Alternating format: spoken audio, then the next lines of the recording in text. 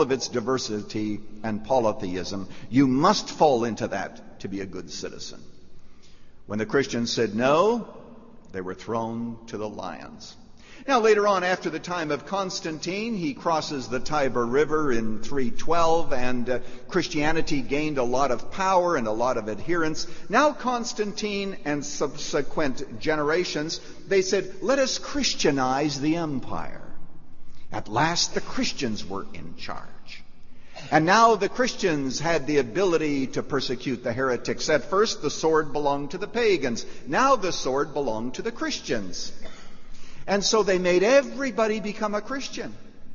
Forced conversions. 3,000 pagans being converted to Christianity in one meeting at times.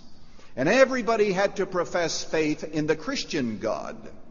Mind you, the pagans didn't like it very well, and some of them brought their own ideas into the church. For example, the Romans had a god if you were going to buy something, a god if you were going to sell something, a god if you were going to go on a journey. And those gods couldn't be brought into the church, but those assignments were given to saints within the church. And so what you had now is the people who were in charge, the Christians in charge. There was no freedom of religion. You look at the history of medieval theology and the history of the church, and you find martyrdom.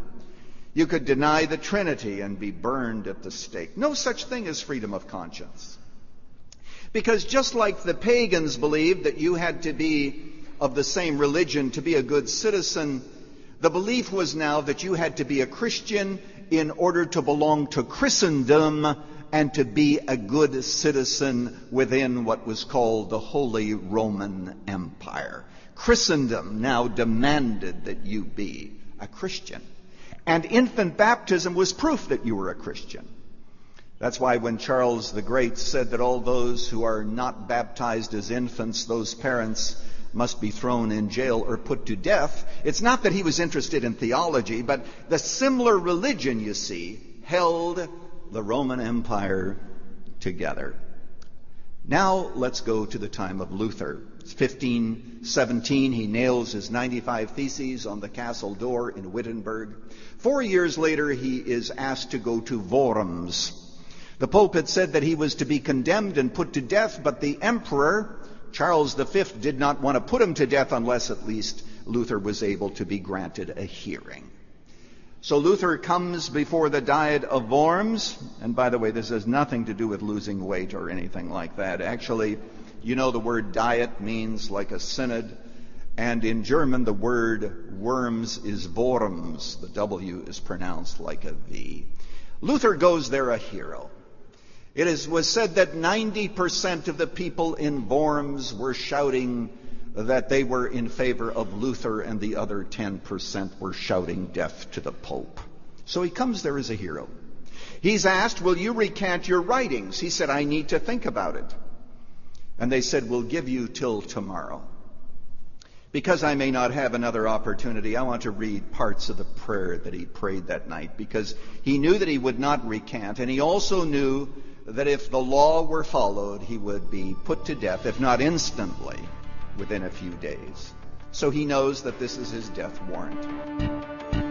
Well, my dear friend, I certainly hope that you are with us next time, because I'm going to be reading a prayer that Luther prayed the night before he stood before emperors and before the princes of Germany and made his famous declaration. It is a prayer that will give you chills in terms of its yieldedness and its faith and its doubt, and also the questioning that Luther went through in that terrible night before he was able to stand and to affirm the fact that come what will, his conscience was taken captive by the word of God. He would not and he could not recant. I really do believe that it is one of the greatest turning points in church history, and even though people stress that the Enlightenment gave us religious freedom, the fact is that the seeds were planted that day in Worms because Luther said to go against conscience is neither right nor safe, and he paved the way for those who would believe in freedom of conscience when it came to matters of religion.